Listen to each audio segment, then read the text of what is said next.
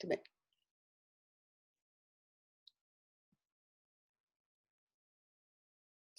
Então, dando continuidade, fizemos a dinâmica. Requisitos. Muito bem. A gente tem 3 tipos de requisitos. A gente tem requisitos funcionais, requisitos não funcionais e requisitos que a gente chama de domínio, que são requisitos onde a gente pode identificar quais são as regras de negócio, tá? O que significam regras de negócio? Regras de negócio é mais ou menos assim, ó. O sistema que eu vou utilizar para fazer o pagamento é X, entendeu? Ou seja, é uma regra que faz parte do negócio, tá? Eu trago aí para dentro do sistema a nível de requisitos. Mas vamos um por um. Requisitos funcionais são declarações de serviços. Por isso, assim, ó, que não adianta só, como entregável, vocês fazer uma tabela e dizer assim, é um requisito, cadastro de usuário. Não, né? Tem que declarar, tem que deixar mais claro, tem que botar um parágrafo, né? Olha, eu tenho um cadastro de usuário que faz inclusão, alteração, exclusão e consulta. Tem que deixar claro o que é aquele requisito, tá? Então, requisitos funcionais são declarações de serviço. Eu sei que muitos de vocês, talvez no exercício 1 ali, coloquem assim, do banco. Depósito, transferência? Não, não é só isso, tá? Eu justamente provoquei vocês em relação a isso. Tá? Então, não é só isso, é abrir realmente o que faz cada serviço, tá? Então, requisitos funcionais, declarações de serviço que o sistema deve fornecer. Pode-se definir também o que o sistema não deve fazer. Tá? A gente pode botar nesse requisito, ele vai fazer isso, mas ele não pode fazer isso. E um requisito funcional define uma funcionalidade ou serviço do sistema. Ele descreve, então, como o sistema transforma entradas e saídas, como o sistema se comporta em situações especiais e descreve como o sistema não deve se comportar. Tá claro aqui, pessoal? Alguma dúvida? Quais são as características esperadas para um requisito funcional, para uma funcionalidade, né? Completeza, todos os serviços requeridos pelo usuário devem ser definidos. Consistência, né? As definições não devem ser contraditórias ou ambíguas. Sônia, tá com teu microfone desligado. Ué, que estranho. Eu tava ouvindo até agora. Eu tô ouvindo. Ah, tranquilo. Eu também. Então é alguma coisa contigo, Thiago. Não, é comigo aqui. Então tá, beleza. Voltou? Desculpa. Voltou? Voltou, tá. Não tem problema, pessoal. Faz Sim. parte aí do nosso modelo online, né? A gente vai se ajustando.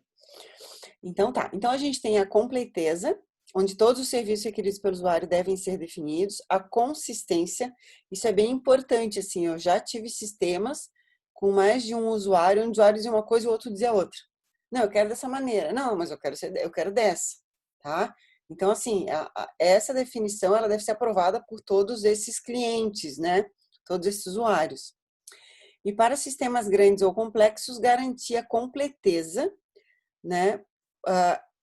E garantir essa completeza pode ser mais difícil pela amplitude do sistema ou dos stakeholders envolvidos, que também pode gerar inconsistências ou requisitos, né? A gente vai ver um pouquinho mais para frente, mas stakeholders são todos os envolvidos no projeto. Então, aqui, ó, um exemplo de um requisito funcional. Empréstimo de livro é um requisito, por exemplo, se a gente estivesse lá desenvolvendo um sistema para biblioteca, tá?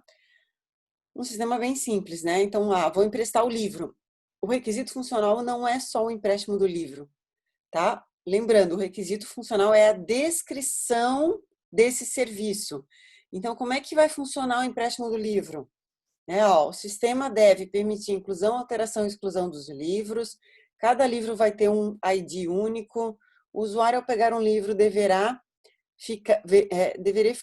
verificar se o livro está cadastrado, ativo, disponível, ou seja, não reservado, e que o usuário não esteja com 5 livros emprestados, considerando que esse seja o número máximo de empréstimos simultâneos permitido, tá? Deixa eu só arrumar uma coisa aqui. Não é ficar, né? É verificar. Tá? Então, entenderam? Não é só a descrição disso aqui, tá, pessoal? Isso é uma das coisas que o pessoal mais erra quando entrega o trabalho T1 nas funcionalidades. É só eles colocam só essa parte aqui, empréstimo de livro. Já identifiquei um requisito. Não, o requisito é a descrição da funcionalidade. Como é que vai funcionar a funcionalidade, como está escrito aqui. Tá? Então, daqui para frente, a gente vai descrever a funcionalidade. Ó, e o sistema deverá gerar um recibo de empréstimo. Então, tá claro aqui, a partir da minha descrição, como é que funciona esse requisito empréstimo de livro. Certo? Se a gente for transformar, né, esse exemplo de requisito funcional é um exemplo de levantamento de requisitos no modelo tradicional. Como é que a gente trabalha requisitos no modelo ágil com User Stories, certo? Como é que ficaria uma User Stories desse exemplo aqui de empréstimo? Né? Não se preocupem que a gente tem uma aula só de User Stories, eu só quero contextualizar para vocês, tá? Então, vamos lá. Ficaria algo assim, ó. Eu, como usuário, gostaria de fazer um empréstimo de livro para que eu possa estudar a minha disciplina da PUC, certo? Esse seria a minha User Stories no início, né? Então, quais seriam os meus critérios de aceite? Né? Os meus critérios de aceite seria o livro deve estar cadastrado, ativo, disponível, ou quais são as minhas observações para essa User Stories, certo? Então, quando eu faço um card de User Stories, eu tenho a questão da User Stories, talvez aqui a gente fosse dividir a User Stories em 3. Eu, como usuário, gostaria de permitir a inclusão de um livro na biblioteca, eu, como usuário, gostaria de permitir a alteração, aí depende muito do PO. Eu, como usuário, gostaria de excluir o livro da biblioteca. Eu, como usuário, gostaria de consultar um livro da biblioteca. Aí, colocaria nos critérios de aceite ou nas observações toda essa questão aqui, né? O usuário não pode pegar um livro que já esteja emprestado, cada livro tem um identificador único, né? Então, não é que quando eu estiver usando metodologia ágil eu vou ter menos documentação, tá? Isso aí isso é fake news, tá? Não, a gente, quando trabalha com User Stories, também tem as mesmas documentações, ok? Tá? Vamos lá. O que a gente vai trabalhar agora, que a gente vai partir para a parte 2? A gente vai abrir. Sônia, Oi, pode falar. eu acho que a diferença é que no ágil a documentação só não é feita integralmente no início, né? Exatamente, Thiago. Qual é a Essa é a diferença? diferença. A diferença é que no modelo mais tradicional, geralmente o que acontece? Primeiro tu faz todos os requisitos. Né? Eu vou levantar todos os requisitos e vou preparar toda a minha especificação para depois desenvolver. Né? Se eu fosse fazer um e-commerce, por exemplo, ou um sistema bancário, se fosse num modelo tradicional cascata, como a gente fala, a gente ia estar lá conversando com o usuário, fazendo umas 10 entrevistas, colocando toda a documentação dos requisitos, né? Preparando toda a documentação de todas as funcionalidades, eu ia passar para o usuário aprovar e depois eu ia desenvolver. Qual é a diferença para o ágil? Né? Eu corto isso, né? Não, vamos identificar quais são as primeiras funcionalidades. O login, o saldo do cliente e o depósito. Então, esses 3 eu vou fazer a documentação, já vou aprovar com o usuário e vou desenvolver. Essa é a diferença, tá? De um modelo mais tradicional para um modelo mais ágil. E no ágil, eu uso histórias de usuário. É mais comum usar histórias de usuários. Né? Tá errado usar um requisito funcional escrito dessa maneira? Não, depende da empresa, tá? Tanto que no guia de Scrum, ele não diz como é que tu especifica requisitos. Mas é mais comum usar user stories quando a gente trabalha aí com o Scrum, por exemplo, tá? Vamos lá para o próximo exercício, então. Olha só. Opa, passei demais. O que eu quero que vocês façam? 10 requisitos funcionais agora de um sistema e-commerce. Esquece o banco. O banco a gente listou lá 10 requisitos, mas vocês sabem que, não esqueçam que requisito faz parte da descrição. O que eu quero que vocês façam agora? A gente vai trabalhar a questão dos requisitos funcionais, tá? Se vocês não conseguirem fazer 10 no tempo, façam 5, mas façam a descrição. Abre o doc do Word, tá? O mesmo doc, coloca lá exercício 2 e começa a descrever os requisitos funcionais de um sistema e-commerce. Mas professora, qual é o sistema e-commerce que eu vou pegar? Lojas Americanas, Magazine Luiza, Casas Bahia, o que vocês usam para comprar na internet, tá? Não tem problema nenhum. É um sistema de venda pela internet. Ok? Vamos lá, então. Tá. Então, requisitos não funcionais, ele é menos trabalhoso. Então, deixa eu voltar, porque eu acho que eu pulei. Aqui. Isso. Então, assim, o que são requisitos não funcionais? São as restrições aos serviços e funções, tá? Então, essas restrições são os requisitos não funcionais. Então, um requisito não funcional define restrições ou qualidades do sistema, podem afetar vários requisitos funcionais. Existem várias classificações possíveis, mas a gente pode utilizar essa que eu coloquei aqui, ó. A gente pode identificar os requisitos não funcionais em termos de usabilidade, confiabilidade, desempenho e portabilidade, tá? Então, vamos lá. E a gente tem alguns tipos de requisitos não funcionais, mas só voltando aqui, ó, dando alguns exemplos para vocês, eu tenho outros exemplos ali, mas vamos lá. A questão de portabilidade, né? Como é que fica a questão disso? Em quais plataformas que ele vai rodar e assim por diante? O quanto ele é confiável? O quanto qual é o desempenho dele? Né? Olha, o desempenho, a tela, a home do e-commerce, como foi citado ali, a home do e-commerce tem que abrir em 4 segundos. Se abrir em 10 está muito lento, não pode. Então está com desempenho ruim, tá? Então é mais focado, os não funcionais é mais focado para isso. Significa que não são funcionalidades, são restrições ou qualidades do sistema, tá? Eu posso ter requisitos não funcionais a nível de organizacionais, que são restrições políticas e procedimentos nas organizações, do tipo de entrega, de implementação, de padrão de processo, né? Eu posso ter externos, fatores externos ao sistema, é o seu processo de desenvolvimento, a parte ética, a parte legal. Esse sistema é desenvolvido internamente dentro da minha empresa, né? Então, ela tem um certo nível de segurança, ok? Né? Por exemplo, um sistema lá do Banco Central, né? E eu tenho também um tipo não funcional do produto no sentido de eficiência, desempenho, espaço, rapidez, memória, confiabilidade, portabilidade. Para ficar mais claro, deixa eu mostrar para vocês aqui, ó, alguns exemplos. Ó. A resposta do sistema deve ser em até 3 segundos após uma solicitação. Os relatórios são gerados em formato PDF não editável. Tá? Características esperadas também, que eu possa testar, né? Ó, declarar o requisito não funcional de forma que seja possível identificar uma métrica. Não adianta só eu colocar lá, ó, a velocidade tem que ser boa. Tá, mas boa como? Não posso botar isso numa descrição de um requisito não funcional. Eu tenho que dizer qual é a resposta do sistema, como é que é essa velocidade, né? A facilidade de uso, quantos números de erros na utilização, como é que é a portabilidade, qual é o percentual de declarações dependentes de uma plataforma. Eu tenho que sempre conseguir testar esse requisito não funcional. Eu gosto muito desse quadro e desse exemplo, tá? No trabalho vocês podem seguir. Então, aqui eu tenho assim, ó, requisito não funcional 1, o ID dele, né? RNF1, RNF2, requisito não funcional 2. Então, por exemplo, em termos de ambiente, o sistema deve funcionar em ambiente web, sendo compatível com os principais navegadores do momento, IE, Firefox, Safari e Chrome. Aqui, até nesse item, a gente poderia ter dito quais são as versões, né? Do IE, do Firefox, Safari e do Chrome, né? Não é nem Chrome, é Chrome.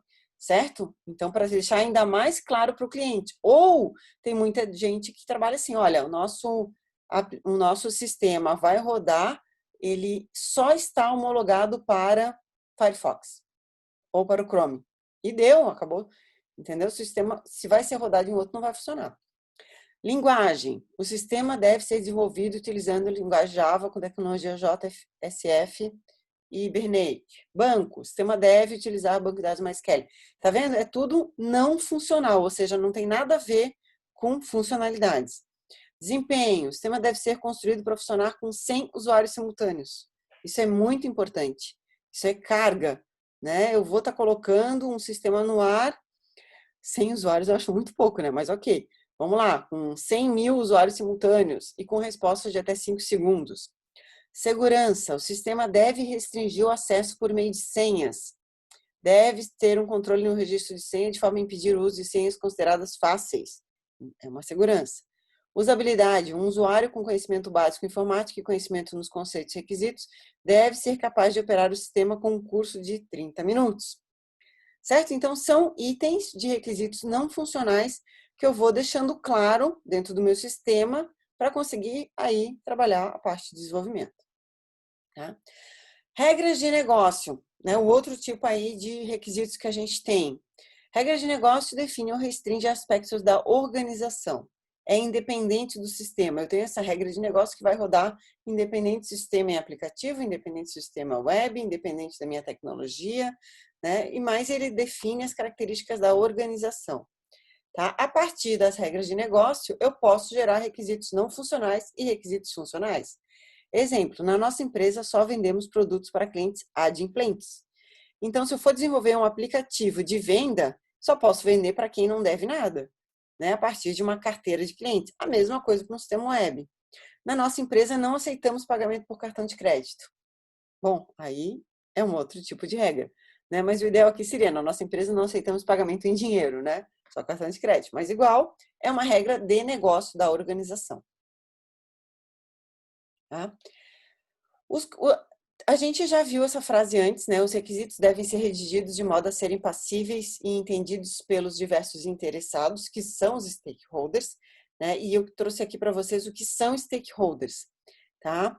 Então, assim, ó, supondo um projeto de dev de desenvolvimento de software, e-commerce, qualquer aplicativo, tá? São exemplos de stakeholders, assim, a gente considera stakeholders todos os envolvidos no projeto, todos, sem exceção. Então, são stakeholders, o cliente que está contratando, tá? O gerente do projeto, os arquitetos de software, os fornecedores, os devs, todo mundo que faz parte do projeto é considerado um stakeholder, tá? Então, aqui, ó, eu coloquei ali, ó, aqui pode ser citados áreas, também o nome das pessoas envolvidas, mas temos que pensar em todos que estão envolvidos, seja para apoiar ou para influenciar negativamente o projeto. Ah, aquele diretor que ficou chateado que o projeto não está rodando na área dele é um stakeholder do projeto, que pode influenciar negativamente. Ok? Então, é bem importante entender quem são os stakeholders. Quando a gente for fazer gerenciamento de projeto, que é o nosso T3, a gente vai ter bem claro assim quem são os stakeholders do projeto que a gente vai fazer o plano de gestão. Aqui a última dinâmica, né? Vocês vão seguir e identificar, então, 10 requisitos não funcionais de um sistema e-commerce. Mas antes da gente seguir, para mim poder dar esse tempo para vocês, eu quero só terminar a parte conceitual, tá? Daí eu deixo vocês livres até o final da aula para vocês desenvolverem. Então, vamos lá. Engenharia de requisitos. Tá? A engenharia, a gente viu assim, os requisitos, né? O que são requisitos funcionais, não funcionais, requisitos de negócio. Mas o que é essa área da engenharia de requisitos? O que é tudo isso, né? Essa área da engenharia de requisitos, ela é uma área que se ocupa e que se preocupa desses objetivos do mundo real para a especificação das funcionalidades e restrições de um sistema de software. A engenharia de requisitos, então, envolve a descoberta, elicitação, né, que é questão de buscar esses requisitos, o desenvolvimento dos requisitos, a análise, a determinação dos métodos de verificação, como é que eu vou validar esses requisitos, né? Então, a determinação do método, a validação, a comunicação, a documentação e o gerenciamento dos requisitos. Então, ela é uma parte muito importante dentro dos nossos projetos de desenvolvimento de software. Se eu faço mal a parte da engenharia de requisitos, bom, provavelmente eu vou ter muito problema dentro dos meus sistemas, tá? Então, eu tenho que fazer essa parte bem feita, né? Então, assim, independente se eu vou trabalhar com metodologias ágeis ou com metodologias tradicionais, vamos pegar lá as metodologias ágeis, o meu PO, ele tem que identificar as user stories, ele tem que fazer um release plan, ele tem que apresentar para o meu cliente o que ele vai desenvolver em cada sprint, quais são as user stories de cada sprint que ele vai desenvolver, mesmo que eu vou trabalhando por sprint, né? No início do meu projeto, ele tem que fazer um planejamento. Ele tem que entender quais são as user stories que vão entrar no projeto, né? Muito bem. Desenvolvimento de requisitos como um processo iterativo, né? Muitos ciclos de de exploração dos requisitos, refinando-os progressivamente em direção ao maior nível de precisão e detalhamento. Então, eu tenho a engenharia de requisitos, onde eu vou desenvolvendo os meus requisitos e gerenciando. E aqui é o meu processo, ó. Eu vou fazer a parte de elicitação, né? Vou trabalhar, elicitação é a busca do entendimento dos meus requisitos. Eu vou fazer a análise deles, eu vou especificar, né? Documentar, e eu vou validar daí com o meu cliente, né? E conforme eu for trabalhando esses processos, eu vou esclarecendo, eu vou fechando esses gaps, eu posso reescrever o meu requisito, eu vou reavaliando e vou confirmando e corrigindo esses meus requisitos a partir das interações que eu vou tendo com o meu cliente. Quais são as atividades de um engenheiro de requisitos? Né? Então, tá aqui, ó. Eles vão conduzir a validação dos requisitos, realizar a análise, identificar os stakeholders, planejar as atividades, realizar a licitação, documentar, comunicar e gerenciar os requisitos do meu sistema. Entendeu? E vou até facilitar a priorização dos meus requisitos, né? Dentro de uma user stories, eu tenho que entender como é que é o meu backlog e quem está priorizado dentro do meu backlog para entrar nas primeiras sprints, né? Isso é bem importante. Aqui, atividade de uma sessão de elicitação, né? Quando eu vou sentar com o meu cliente para entender quais são os requisitos que ele quer colocar no meu projeto de software, eu vou trabalhar com ele, eu vou definir um escopo, né? A gente vai... O que é o escopo? Qual é o escopo dessa reunião? E eu vou marcar uma agenda.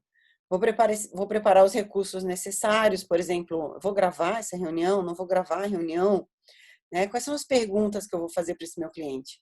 Então, isso é bem importante aí antes de uma reunião de licitação.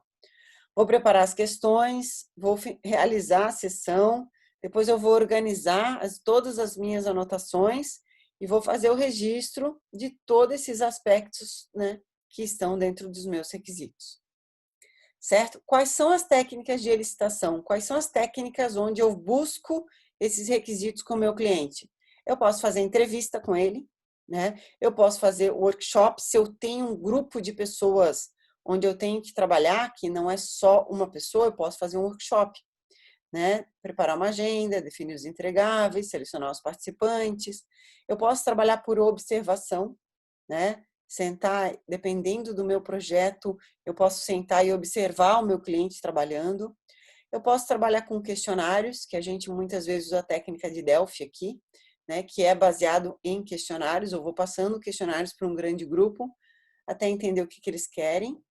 Análise da interface entre sistemas, né? Eu tenho interface de sistemas de dados e sistemas que eu posso observar e aí trabalhar em cima do meu cliente. Análise de interface de usuários, né? Estudo das interfaces dos usuários dos sistemas existentes similares ao sistema a ser desenvolvido, aqui benchmark. E eu posso trabalhar uma análise de documentos, né? Ou eu posso fazer várias técnicas junto. Eu busco os documentos que a empresa tem. Quando eu falo muito em análise de documento, é também no sentido de integrações. Ah, o meu sistema tem uma integração com a Receita Federal, o meu sistema vai gerar nota fiscal. Tudo isso eu tenho que levantar todas as documentações que vão ter das integrações dentro do meu sistema. Né? Então, não é simples, né? Mas eu tenho que entender o que eu vou licitar. Então, assim, ó, se vocês estão fazendo estágio, se vocês são empregados, né? Estão lá dentro de uma empresa, vai ter, nos próximos dias aí, uma conversa com o cliente, tá aqui, pessoal, se preparem. Ah, não, eu tenho reunião com o cliente. Aí tu espera a reunião do cliente sem fazer nada? Não, peraí, né? Eu espero, assim, que essa aula possa ter aberto um pouco os olhos de vocês. Eu vou para uma reunião de cliente, eu vou me preparar. Qual é o assunto que eu vou trabalhar com o meu cliente? Ah, meu cliente quer um aplicativo para pet. Gente, vamos se preparar. Vai para a loja da Apple, abre todos os aplicativos de pet que tem, identifica quais as funcionalidades, vê o que tu pode oferecer para o cliente. Quando tu for para essa reunião, o cliente vai entender que tu vai ter como debater, entendeu? Olha, quem sabe tu faz, além de vender dentro da tua pet, vamos fazer um calendário de vacinas, vamos fazer uma agenda para o pet do cliente, né? Então, tu tem que estar preparado para propor funcionalidades para ele, né? E assim conseguir identificar o que ele quer para fechar o projeto e fechar o contrato, né? Porque o que acontece na vida real? Na vida real, tu primeiro levanta os requisitos para o cliente dizer, é isso que eu quero. Então, quanto é que vai sair esse teu software? Tu tem que levantar quantas horas e assim por diante, né? Então, se tu faz uma licitação mal feita, provavelmente tu vai cobrar errado e lá na frente o cliente vai dizer, tá, mas isso aí é o mínimo que tem que ter, né? Eu achei que tu sabia que tinha que ter essa funcionalidade. E às vezes não é bem assim que acontece. Oi, pode falar. O protótipo, ele serve para validar os requisitos? Sim, né? Eu identifico todos os meus requisitos e eu monto protótipos de tela para o meu cliente validar se aquelas informações que estão ali é o que ele quer, tá? Mas a gente vai ter uma aula de protótipos, pode deixar.